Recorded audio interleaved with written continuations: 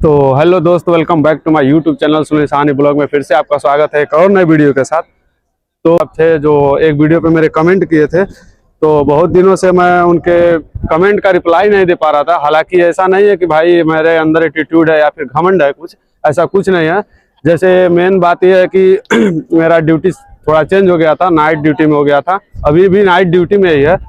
तो टाइम नहीं मिल पा रहा था, और जब टाइम नहीं मिल पा रहा था तो मैं वीडियो शूट नहीं कर पा रहा था। हालांकि ऐसा बात नहीं है कि मेरे अंदर एटीट्यूड आ गया था, तो ऐसा मत सोचिएगा। और थोड़ा लेट हो गया तो उसके लिए भाई सॉरी मैं बोलना चाहूँगा आपको, जो भी लगे। लेकिन कोई बात नहीं। आप पूछे थे हमें कि भैया आप कौन सी कंपनी में काम करते हो, आपकी सैलरी कितनी है। मैं भी प्लान कर रहा हूँ दुबई आने का, आप मुझे क्या सजेस्ट करोगे? ठीक है, तो मेरी कंपनी जो है गुजलान कंपनी है, ठीक है। और मेरी सैलरी, अभी मैं कारपेंटर में काम करता हूँ, कारपेंटर का काम करता हूँ, तो मेरी सैलरी 1000 है और मेरा बेसिक जो है वो 500 रुपये है, ठीक है। तो हालांकि मैं ये चीज सजेस्ट करना चाहूंगा आपको कि अगर आप विजिट पे आते हो, एम्प्लॉयमेंट पे आते हो, तो या फिर जिस भी कंपनी में आते हो, तो उस कंपनी में पहली बात तो ये जान लेना कि भाई सैलरी कितनी है, टाइम से सैलरी मिल रही है कि नहीं मिल रही है, खाना कंपनी का है, कपड़ा धोना कंपनी का है कि हाथ से है, जो भी चीजें हैं कंपनी क्या क्या प्रोवाइड कर रही है और क्या क्या प्रोवाइड कर सकती है। और बहुत सी कंपनियां ऐसी होती हैं जो कि खर्चा देती है और खर्चा देने के बाद भी पैसे काट लेती है, मतलब आपके सैलरी से सैलरी जब आपके अकाउंट में आएगा तो, ठीक है। तो वो चीज आप विशेष ध्यान रखिएगा कि अगर आप जाते हैं तो हालांकि आपके पास पैसा तो नहीं रहेगा, तो कंपनी अगर खर्चे के लिए पैसा देती है तो बाद में काटेगी कि नहीं काटेगी, इस चीज का आप विशेष ध्यान रखिएगा, ठीक है। और दूसरी बात है कि अगर जिस भी कंपनी में आप आ रहे हो तो सैलरी एक बार डिस्कस और क्लियर जरूर कर लीजिएगा कि भाई सैलरी हमारी कितनी है। क्योंकि बहुत से लोग एजेंट वगैरह जो भी हुए या फिर बुलाने वाले जो भी हैं, वो बता देते हैं कि भाई 1400 सैलरी है, ये काम है, वो काम है। तो भाई आप सैलरी पे मत रुकिएगा, मेरे कहने का मतलब ये है। सैलरी आप पूछिएगा तो जरूर ये चीज जरूर पूछिएगा कि बेसिक कितना है, ठीक है। क्योंकि बेसिक के हिसाब से आपका ओवर टाइम मिलेगा, और ओवर टाइम का जो भी पैसा मिलेगा वो बेसिक के हिसाब से मिलेगा। मान लीजिए अगर आपका 1400 रुपया सैलरी है और उसमें बेसिक आपका 800 है या फिर 1000 है या फिर 1200 है, तो आपका जो भी ओवर टाइम है ना उसी हिसाब से मिलेगा, ठीक है। तो ये चीज पहले कंफर्म कर लीजिएगा। हमें जब बुलाया गया था तो हमें ये चीज नहीं बताया गया था, हालांकि ये पहले ये बता दिया गया था कि आपका सैलरी 1000 रुपया है या फिर 1200 करके, ऐसे धोखे में बुलाया गया, तो वो बात तो अलग है, ठीक है। लेकिन मेरा बेसिक जो है वो 500 था, तो ये चीज का आप विशेष ध्यान रखिएगा। और एक बात और, अब जब भी आइएगा तो कोई ना कोई स्किल सीख के आइएगा, हार्ड वर्क वाला हो या फिर स्मार्ट वर्क वाला हो, और ड्राइवरी हो, ऑपरेटर का काम हो, कारपेंटर का हो, प्लम्बर का हो, इलेक्ट्रीशियन का हो, बहुत सारे ऐसे तमाम ट्रेड हैं, बिल्डर का है। तो जो भी आप करिएगा तो मैं तो ये सजेस्ट करूंगा कि आप हेल्पर में मत आइएगा। जो भी आइएगा आप कोई स्किल सीख के आइएगा, और स्किल के साथ आपको सैलरी भी अच्छा मिलेगा। और हेल्पर में अगर आप आते हैं तो सैलरी भी कम रहेगा, बेसिक कुछ भी हो वो बात अलग है। लेकिन अगर आप हेल्पर में आएंगे तो भाई आपको मेहनत ज्यादा करना पड़ेगा। अगर ये काम नहीं तो वो काम कराया जाएगा, वो काम नहीं तो दूसरा काम कराया जाएगा, दूसरा काम नहीं तो तीसरा काम कराया जाएगा, ठीक है। तो आप उससे बचने के लिए और थोड़ा अपने आप को बचाने के लिए और अपने आप को अच्छा बनाने के लिए कुछ स्किल सीख के जरूर आइएगा, ठीक है।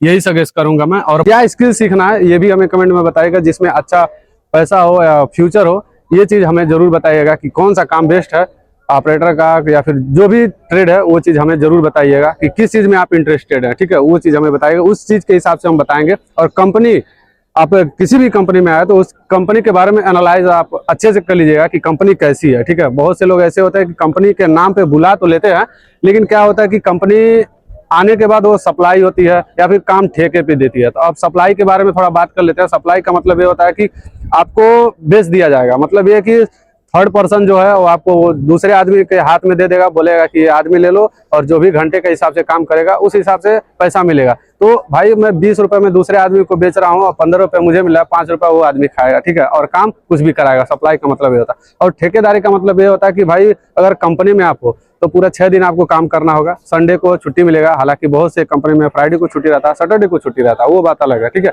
लेकिन अगर आप ठेके पे हैं, सप्लाई में है, तो उसमें सप्लाई में पहली बात तो छुट्टी नहीं रहता है। और ठेके वाली बात ये रही तो भाई ठेके में तो आप जितना काम कर लो ठेके वाले काम में, तो उतना पैसा हालांकि मिलेगा, लेकिन आपकी बॉडी खत्म हो जाएगी भाई काम कर करके। क्योंकि आप यहाँ पे सो भी नहीं पाएंगे, तो सो नहीं पाएंगे तो दिमाग डिस्टर्ब रहेगा, खाना पीना कुछ नहीं लगेगा। तो ये चीज का विशेष ध्यान जरूर रखिएगा कि भाई कंपनी अच्छी हो, ठेके पे लेने वाली ना हो, या फिर सप्लाई कंपनी ना हो। और बुलाने वाले से भी एक बार जरूर पूछ लीजिएगा। और जिस कंपनी में आप आ रहे हैं उस कंपनी के बारे में अच्छे से एनालाइज कर लीजिएगा।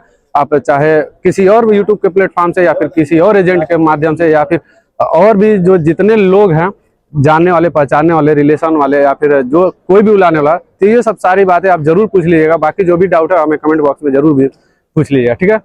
मैं इस बात में थोड़ा सा इस टॉपिक पे बात कर लेता हूँ कि भैया आप प्लान कर रहे हैं तो सबसे पहले ये प्लान करिए या फिर ये सोच के आइए कि आप किस चीज़ पे आ रहे हैं, मतलब विजिट पे आ रहे हैं या फिर एम्प्लॉयमेंट वीजा पे आ रहे हैं। ये चीज़ पहले आप चेक करिए, या फिर किसी भी एजेंट से आप मतलब बातें कर रहे हैं या फिर जो भी प्लान है आपका कि कोई वीज़ा दे रहा है, तो एक बार चेक करिए आपकी विजिट है या फिर एम्प्लॉयमेंट है। क्योंकि अगर एम्प्लॉयमेंट रहेगा तो सबसे बेस्ट रहेगा, क्योंकि एम्प्लॉयमेंट में कोई दिक्कत वाली बात नहीं होती है। लेकिन विजिट पे क्या होता है कि विजिट पे अगर आप जब आएंगे तो एयरपोर्ट पे आपको रिटर्न टिकट दिखाना पड़ेगा, जबकि रिटर्न टिकट आपको लेना होगा या फिर जो भी कंपनी देगी तो रिटर्न टिकट देखिए, होटल का बुकिंग दिखाना पड़ेगा, और साथ में आपको कम से कम 40-50 हज़ार रुपये आपको कैश दिखाना होगा। अगर कैश नहीं है तो आप एटीएम दिखा सकते हैं या फिर अपने मोबाइल के गूगल पे, फोन पे में आप दिखा सकते हैं। लेकिन हाँ, जरूर आप एटीएम वगैरह साथ में लेके आइएगा। अगर कैश है तो सबसे बेस्ट है, बाकी सब एटीएम मोबाइल दिखाने की जरूरत नहीं है, आप कैश दिखा सकते हैं। और हाँ, एक बात और, अगर विजिट पे अगर आप आ रहे हैं तो लोग एयरपोर्ट पे क्या करते हैं कि भाई बोलते हैं पैसे एक्सचेंज करवा लो। आप पैसे एक्सचेंज कभी मत करवाइएगा, क्योंकि पैसे आप एक्सचेंज करवाएंगे तो आपका कम से कम, अगर 40,000 रुपये लेके आ रहे हैं और वहाँ पे एक्सचेंज करवा रहे हैं तो कम से कम 5-7 हज़ार आपका फोकट का खराब हो जाएगा। क्यों? क्योंकि वो सब जीएसटी वगैरह काट के वो सब खराब कर देंगे। आप टेंशन मत लो, आप यहाँ पे आ जाओगे एक बार जब, तो यहाँ पे आपको रिटर्न वो पैसा भेज सकते हैं, वो भी जो भी करेंसी चल रहा है उसी हिसाब से, ठीक है। अगर करेंसी ज़्यादा चलेगा, कम चलेगा, उसी हिसाब से आपका पैसा जाएगा। हालांकि कुछ ही पैसा का नुकसान हो जाए, 500 हज़ार का नुकसान होगा, लेकिन एयरपोर्ट पे कभी मत करिएगा, ठीक है। बात ये मैं बताना चाहता हूँ, तो अक्टूबर से मार्च के बीच में आप आइएगा। हालांकि अक्टूबर से मार्च के बीच में आएंगे तो थोड़ा मौसम अच्छा होता है, सुहाना होता है, और थोड़ा ठंडा हल्का हल्का पड़ता है। बाद में ठंडी भी पड़ती है, ऐसा नहीं, यहाँ पे गांव जैसा है, कोहरा गिरता है और ठंडी भी पड़ती है। तो आप ठंडी में आएंगे अक्टूबर से मार्च के बीच में तो सबसे ज़्यादा बेस्ट रहेगा। हालांकि जून से लेके सितंबर के बीच में मत आइएगा, मेरा यही सजेशन है। भले एम्प्लॉयमेंट पे आए या फिर विजिट पे आए, क्योंकि क्या होता है कि अब जून से और सितंबर के बीच में आएंगे तो काफ़ी गर्मी होती है। गर्मी इतनी ज़्यादा होती है कि आप समझ भी नहीं सकते हो। मतलब आपको बहुत सारे लोग आपके गांव में होंगे, क्षेत्र में होंगे, या फिर रिलेशन में कोई भी होगा तो अब बताता होगा कि बहुत ज़्यादा गर्मी पड़ती है। या फिर दुबई हो या सऊदी हो, कतर हो, ओमान हो, बहरीन हो, कहीं पे भी आप जाइएगा तो वहाँ पे इस टाइम में जो जून से लेकर सितंबर का बीच का टाइम होता है उसमें ज़्यादातर गर्मी पड़ता है, और इतना हाई लेवल का गर्मी पड़ता है कि आप सोच भी नहीं सकते हो। मतलब ये कि मतलब सर का पसीना पैर के जूते में भर जाता है, और जब कभी कभी तो टेम्परेचर इतना हाई हो जाता है कि आदमी के नाक से ब्लड आ जाता है। तो भाई कोशिश ये करो कि अगर फर्स्ट टाइम आप आ रहे हो तो अक्टूबर से मार्च के बीच में ही आओ, हालांकि सबसे ज़्यादा बेस्ट रहेगा और आपको रहने में थोड़ा सा अच्छा लगेगा। और जब बॉडी टेम्परेचर मैनेज कर लेगा तो आप धीरे धीरे मैनेज कर सकते हो, ठीक है। मतलब आप आ रहे हो तो जो भी आपका मतलब विजिट हो या फिर एम्प्लॉयमेंट हो, तो उसमें पासपोर्ट की कॉपी वगैरह अपने फ़ोन में, तो सबसे पहले आप पासपोर्ट का फ़ोटो, इंश्योरेंस का, टिकट का, हर एक चीज़ का आप वो फ़ोटो रख लो। बाकी अपना आधार कार्ड, पैन कार्ड, जो भी वैक्सीनेशन वगैरह जितना आप मोबाइल में अपना फ़ोटो स्क्रीनशॉट या फिर जो भी है वो आप लेके रख लो। और ताकि 1-2 महीने का बंदोबस्त करके ही आओ, मेरा कहने का मतलब ये है। क्योंकि यहाँ पे 1-2 महीने तक सैलरी मान के चलिए मिलेगा नहीं, कम मिलेगा, खर्चा यहाँ पर कंपनी देगी कि नहीं देगी वो अलग की बात हो जाएगी। लेकिन अगर आप जैसे कुछ दवाइयाँ वगैरह, तेल, साबुन और अंडरवियर, जो भी निक्कर वगैरह है, ऐसा मतलब रोजमर्रा की जिंदगी में यूज होने वाला तेल, साबुन वगैरह, मतलब ऐसे चीज जो भी है वो 1 महीने से 2 महीने का, 2 महीने का कम से कम मान के चलिए लेके आएगा। हालांकि आने के बाद तुरंत पैसे ही नहीं मिल जाएगा, और ना ही कोई तुरंत कंपनी आपको खर्चे के लिए पैसे दे पाती है, सही है। तो ये सब चीज़ों का आप ध्यान रखिए। बाकी मैं बहुत सारी चीज़ें हैं यहाँ पे फ़ोन में मैंने नोट करके रखा है, तो वो सब सारी चीज़ें मैं बताऊंगा तो वीडियो काफ़ी ज़्यादा लंबा हो जाएगा, और वीडियो ज़्यादा लंबा हो जाता है तो आपको देखने में बोरिंग लगेगा। आप अगर सब्सक्राइब किए हैं तो आप देख लेंगे, अगर नहीं सब्सक्राइब किया है तो भी कोई दिक्कत वाली बात नहीं है, कभी ना कभी आपको वीडियो मिल ही जाएगा, ठीक है। तो देख लीजिएगा। बाकी कोई और डाउट होगा यहाँ आने कैसे रहना है, क्या भी है, वो सब सारी चीज़ें हम आपको बता देंगे। रूल वगैरह जो भी है यहाँ के, वो सब सारी चीज़ें हम बता देंगे। हालांकि अभी वीडियो ज़्यादा लंबा हो जाएगा, इसके लिए मैं वीडियो को यहीं ख़त्म करता हूँ। बाकी अगर आपको मतलब मेरे हिसाब से जितना था होना था बता दिए, आप अपने हिसाब से बताइए कि आप किस हिसाब से आ रहे हैं और आप क्या प्लान कर रहे हैं आगे का, कि विजिट पे आ रहे हैं, एम्प्लॉयमेंट पे आ रहे हैं। विजिट पे भी बहुत सारी बातें हैं जो एयरपोर्ट पे पूछी जा रही हैं, देखी जा रही हैं, तो मैं आपको सजेस्ट कर दूंगा ताकि आपको तकलीफ ना हो।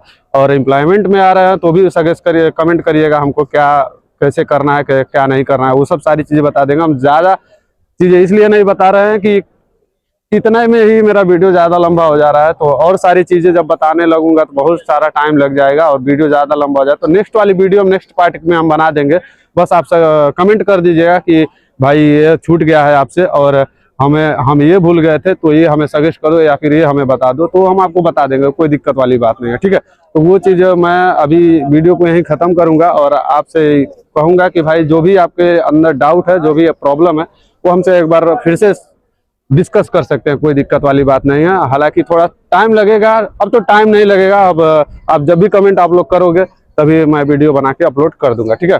तो पसंद आया तो लाइक कर दीजिएगा, चैनल पे नया सब्सक्राइब कर लीजिएगा, फेसबुक से देख रहे हैं तो फॉलो कर लीजिएगा। तो चलिए मिलते हैं नेक्स्ट वीडियो में नए ब्लॉग के साथ, नए एक्सपीरियंस के साथ। तब तक के लिए बाय बाय, टेक केयर, जय हिंद, वंदे मातरम, ख्याल रखिए।